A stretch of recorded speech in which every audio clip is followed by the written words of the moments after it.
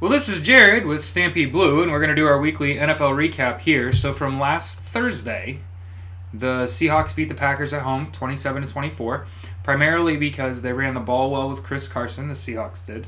And then Russell Wilson threw a touchdown pass to Ed Dixon, 15 yards with like 5 minutes left, and pretty much sealed the game. And then on Sunday proper, the Texans beat the Redskins 23-21 because they're incapable of losing football games, clearly. Really, though, Alex Smith did break his leg. We do wish him a speedy recovery in the same day and in the same fashion as Joe Theismann. And then the Ravens beat the Bengals 24-21 at home because they had 200-yard rushers, and one of them was their quarterback. Lamar Jackson had 117 yards on 24 rushes and a touchdown. And when you pair that with a running back that has 100 yards and a touchdown, you're probably going to win football games, right? And then I believe the Bengals were without A.J. Green.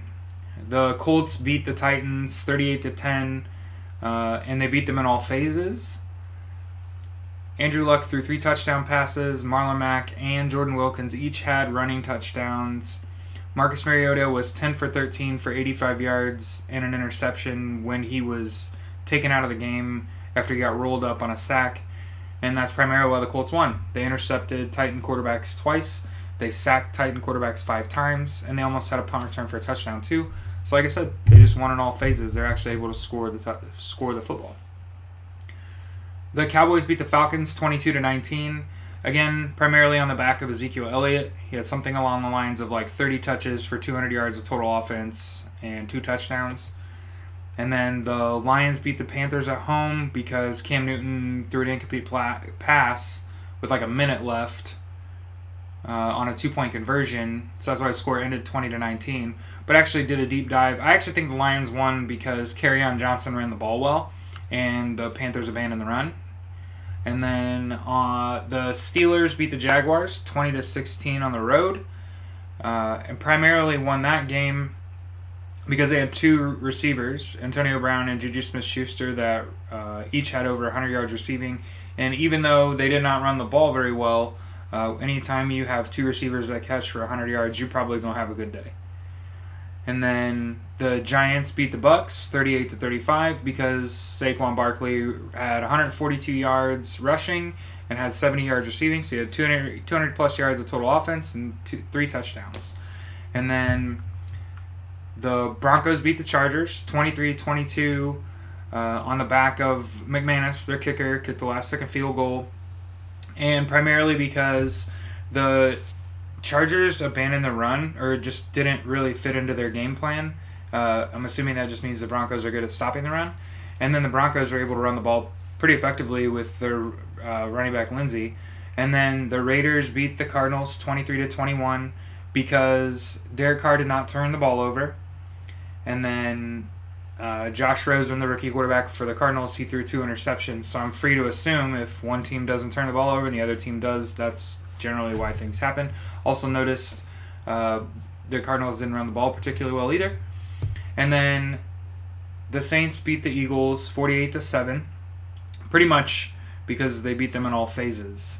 Drew Brees did not throw an interception. He threw 4 touchdowns. The running backs, both running backs for the Saints, Kamara and Ingram, had decent days. And then Carson Wentz threw 3 interceptions. They did not have a reasonable running game and basically just got, it was 24-7 at halftime. So they got beat all day in the first half. And then Sunday Night Football, the Bears beat the Vikings at home 25-20, primarily because the Bears defense shut down the Viking offense in the first half. And then didn't really come alive until the fourth quarter, and by then it was just too late. They had I think it was, I want to say it was like 17-3, sometime in the late in the third, or at the end of the third, it was 17-3. No, it wasn't. It was 14-3 at the end of the third, and then from there it just became like a shootout. And when you're just down 2 scores in the fourth, it's gonna be hard to come back. And then last night, probably an instant classic, probably the greatest regular season game of all time. A game that has been replayed 2 times, once last night and once today already, as a lot of those games do get, the Monday night games do. But this game will probably live forever in the hearts and minds of football fans, because it was 2 really good teams, 2 X-1 teams meeting in Week 10. They're relatively healthy. They're both incredible offensively. They both have weapons all over the field. I just think that the Rams have better defensive players, particularly Aaron Donald, Dominic Sue along that defensive front. They're just going to be better over the course of a football game. And a lot of people are saying, like, even though the Chiefs lost, they're still the best team in the league. And I just think that the Rams and Saints are better this year. And we'll kind of see moving forward if teams like the Chiefs are actually able to beat the teams like the Rams and the Saints and, hopefully the Colts, right? And then as far as buys, the Bills, Browns, Dolphins, Patriots, Jets, and 49ers all had buys. Now, we're going to talk about this week's schedule because it's the week of Thanksgiving specifically. Okay?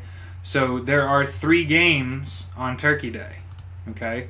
So I just want to make sure that I've let you all know that at 12:30, the Bears play at the Lions. At 4:30, the Redskins play at the Cowboys. And then at 8:20, Thanksgiving evening, the Falcons play at the Saints. And then on Sunday at 1, the Jags play at the Bills, the Browns play at the Bengals, the Pats play at the Jets, the Giants play at the Eagles, the 49ers play at the Bucks, the Seahawks play at the Panthers, and the Raiders play at the Ravens. And then at 4:05, the Cardinals play at the Chargers, the Steelers play at the Broncos, and then the Colts game got flexed to 4:25 on Sunday, and the Dolphins play at the Colts at 4:25 on Sunday. And then on Sunday night, the Packers play at the Vikings. And then on Monday Night Football, the Titans play the Texans, and the Colts will want the Titans to beat the Texans, even though the Texans can't lose at this point, just to help us out. And then this week, the 2 teams that just played last night have a bye. So the Chiefs and Rams have a bye. Make sure you set your fantasy rosters accordingly. And we'll see you after the games next week. This has been Jared with Stampede Blue. This is your weekly NFL recap.